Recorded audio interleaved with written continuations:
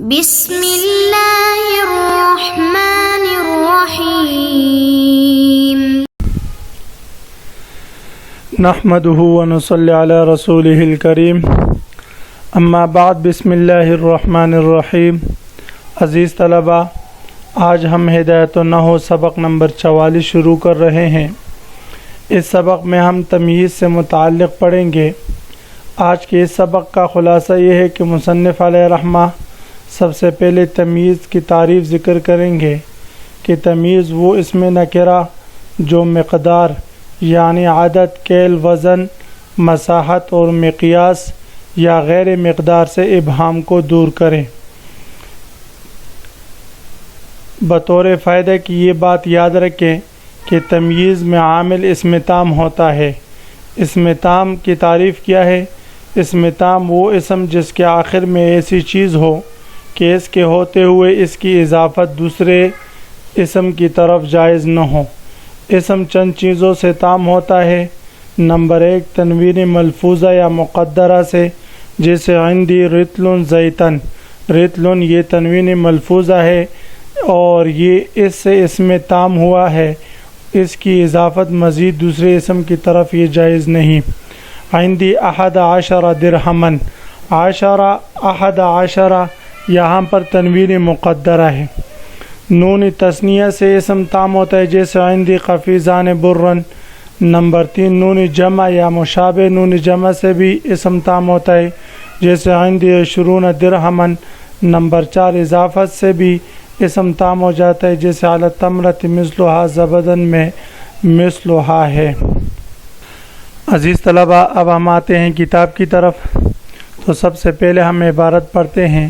فصل التمییز هو نکرۃ تذکر بعد مقدار من عدد او کیل او وزن او مساحت او غیر ذلك مما فيه ابہام ترفع ذلك الابہام نحو عندي 20 درہما وقفیزان برا ومنوان سمنا وجریبان قطنا وما في السماء قدر راحة سحابة وعلى التمرة مثلها زبدا وقد يكون عن غير مقدار نحو هذا خاتم حديدا وسوار ذهبا والخفض فيه أكثر نحو خاتم حديد وقد يقع التمييز بعد الجملة لرفع الإبهام عن نسبتها نحو طاب زيد نفسا أو علما أو أبا۔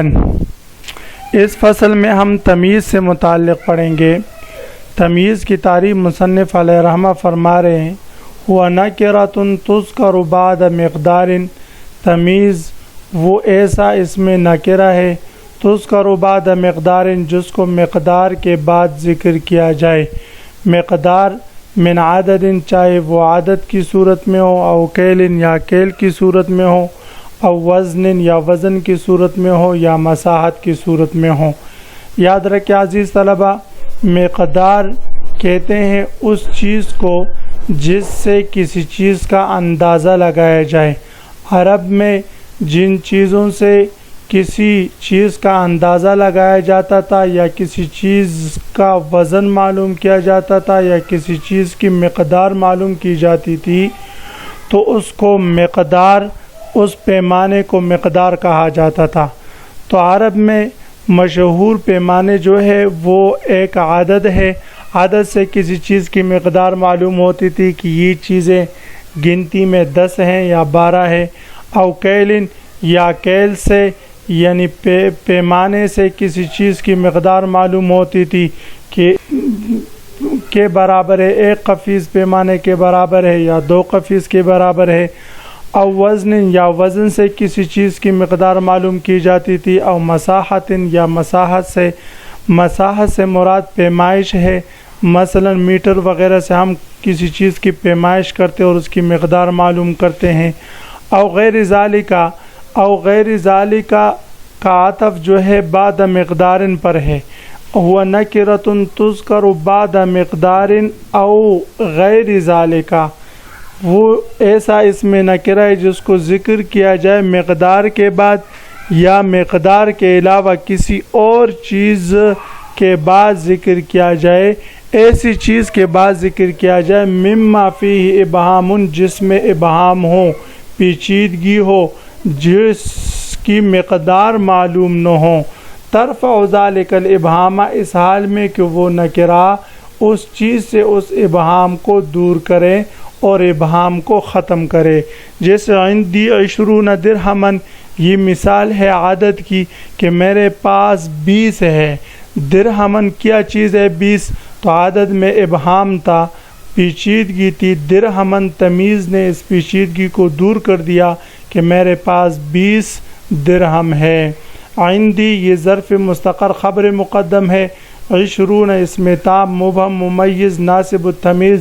درہمن مفرد منصرف صحیح تمیزش منصوب بفتح لفظاً. ممیز اپنے تمیز سے مل کر یہ مبتدا مؤخر ہے. وعندی قفیزان برن، یہ مثال ہے عدد کی مولانا. میرے پاس 2 قفیز گیو ہے، گندم ہے. تو میرے پاس 2 قفیز گندم ہے. تو یہاں پر قفیزان اسم مثنیٰ اسم تام مبہم ممیز ناصب التمیز برن، یہ اس کے لیے تمیز ہے. ممیز تمیز مل کر یہ مبتدا مؤخر ہے. اور عندی یہاں پر محذوف خبر مقدم ہوگا.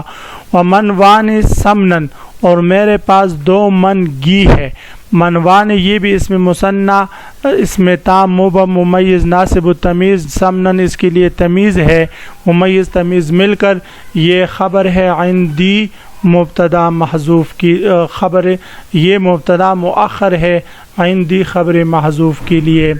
وجریبان قطنن، اور میرے پاس 2 جریب قطنن روی ہے. جریب یہ میٹر کی طرح ایک خاص پیمانہ تھا. جیسے آپ کہتے ہیں میرے پاس 2 ایکڑ زمین پر روی ہے وغیرہ ذالک. تو یہاں جریب 1 ایکڑ کے معنی میں بھی آپ لے سکتے ہیں. جریب ایک خاص پیمانے کا نام ہے. تو میرے پاس 2 جریب قطنن روی ہے. اس کی ترکیب بھی اسی طرح ہے. جریبان اسم مثنیٰ اسم تام مبہم ممیز قطنن اس کے لیے تمیز ہے. وما فی السماء قدر راحت سحابن، کہ آسمان میں ما فی السماء قدر راحت سحابن، کہ آسمان میں ذرا برابر بھی بادل نہیں. ما فی السماء قدر راحت سحابن، کہ آسمان میں ذرا برابر بھی بادل نہیں. ما نافیہ غیر عاملہ فی السماء ظرف مستقر خبر مقدم. قدر اسم تام مبہم ممیز ناصب التمیز مضاف. راحتن یہ مضاف الیہ. صحابن تمیزش منصوب بفتح لفظاً.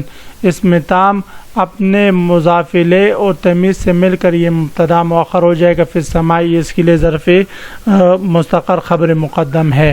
وعلی التمرۃ مثلھا زبدن، اب یہ مثال ہے مقیاس کی. وعلی التمرۃ مثلھا زبدن، وعلی التمرۃ مثلھا زبدن، اور کھجور پر اسی کے مثل کیا ہے بھائی؟ مکن ہے. تو علی التمرۃ ظرف مستقر خبر مقدم. مثل اسم تام مبہم ممیز ناصب التمیز مضاف ھا ضمیر مضاف الیہ. اور زبدن یہ اس کے لیے تمیز ہے. مضاف مضاف الیہ اور تمیز سے مل کر یہ مبتدا مؤخر ہوگا. وقد یکون عن غیر مقدار، اب یہاں سے مصنف علیہ رحمہ فرما رہے کہ جس طرح تمیز یہ مقدار سے پیچیدگی کو ابہام کو دور کرنے کے لیے آتا ہے، اسی طرح کبھی کبھی غیر مقدار سے بھی پیچیدگی اور ابہام کو دور کرنے کے لیے کلام عرب میں ذکر کیا جاتا ہے. جیسے ھذا خاتم حدیدن و سوار ذھبن، یہ انگوٹھی ہے لوہے کی. سوار ذھبن، اور یہ کنگن ہے سونے کا. تو ھذا یہ اسم اشارہ مسند مبتدا، خاتم اس کے لیے خبر ہے. تو اب خاتم یہ انگوٹھی ہے، کس چیز کی انگوٹھی ہے؟ اس میں ابہام تھا. حدیدن لوہے کی انگوٹھی ہے. تو حدیدن نے اس ابہام کو دور کر دیا. یہ خاتم سے تمیز واقع ہے. اور سوار ذھبن اصل میں ھذا سوار ذھبن، تو یہاں پر ذھبن سوارو سے تمیز واقع ہے. والخفض فیہ اکثر، اس کا تعلق ھذا خاتم حدیدن و سوار ذھبن سے ہے، یعنی وہ تمیز جو غیر مقدار سے ہو. اس صورت میں وہ تمیز اکثر مجرور ہوگا، والخفض فی اکثر اس میں جر ہوگا، کسرہ ہوگا۔ تو اصل عبارت ہوگی ھذا خاتم حدید و سوار ذهب، ھذا خاتم حدید و سوار ذهب۔ وقد یقع تمیز بعد الجملۃ، کبھی کبھی تمیز جملے کے بعد بھی واقع ہوگا۔ یہ تمیز کی ایک اور قسم کی طرف مصنف علیہ الرحمہ میں اشارہ فرما رہے ہیں کہ کبھی کبھی تمیز جملے کے بعد واقع ہوگا۔ جملے کے بعد تمیز واقع ہوگا تو وہ اس تمیز کا کام کیا ہوگا؟ تو فرماتے ہیں لرفع الابہام عن نسبتها، اس جملے میں جو نسبت پائی جائے گی، اس نسبت میں جو ابہام ہو، اس ابہام کو دور کرنے کے لیے تمیز جملے کے بعد مذکور ہوگا۔ جیسے طاب زید، زید بڑا خوش ہوا یا زید اچھا ہوا۔ تو زید خوش ہوا کس اعتبار سے؟ نفساً، ازروِ نفس کے، یا اچھا ہوا ازروِ نفس کے، او علماً یا ازروِ علم کے، او ابن یا ازروِ باپ کے۔ تو یہاں پر طاب زیدن کے بعد نفساً یہ تمیز واقع ہے، اور اس تمیز نے ابہام کو دور کیا ہے جو ابہام جملے میں موجود نسبت میں پائی جا رہی ہے۔ جی، مصنف علیہ الرحمہ نے جملے نسبت کے ابہام کو دور کرنے کے لیے 3 مثالیں تمیز کی ذکر کی ہے، طاب زید نفساً او علماً او ابن۔ تو اس سے اشارہ ہے اس بات کی طرف کہ یہ جو تمیز واقع ہوگا کبھی کبھی اس منتصب عنہ کے ذات سے اس کا تعلق ہوگا، یعنی جس چیز کی طرف نسبت کی گئی ہو اس کے ذات سے اس کا تعلق ہوگا، جیسے نفس کا تعلق یہ زید ان کے ذات سے ہے، یا کبھی کبھی اس کے متعلق سے ہوگا جیسے علماً، اور کبھی کبھی اس کے ذات سے ہوگا یا متعلق، دونوں صورت اس میں ممکن ہوگی۔ ابن سے مراد اگر زید ہو کہ زید خود باپ بنا، اس کی وجہ سے وہ خوش ہوا، تو اس صورت میں اس کے ذات سے تعلق ہوگا۔ اگر ابن سے متعلق اس کا باپ ہے کہ زید خوش ہوا اپنے باپ کو دے کر ازروِ باپ کے، تو اس صورت میں اس کا تعلق اس کے متعلق سے ہوگا۔ تو آج کے سبق کا خلاصہ یہ ہوا کہ ہم نے تمیز کے بارے میں پڑھا، کہ تمیز کی تعریف پڑھی، اور پھر ہم نے پڑھا کہ تمیز میں عامل جو ہے وہ اسم تام ہوتا ہے، اسم تام کتنی چیزیں ہوتی ہیں وہ ہم نے خلاصے میں اختصاراً پڑھا۔ تو عزیز طلبہ، کل میں انشاءاللہ آپ حضرات سے تمیز کی تعریف اور اس کی مثال پوچھوں گا، اور اس کے ساتھ ساتھ ھذا خاتم حدیدا و سوار ذهبا، اس جملے کی ترکیب بھی آپ حضرات نے سنانی ہے۔ وآخر دعوانا ان الحمد للہ رب العالمین۔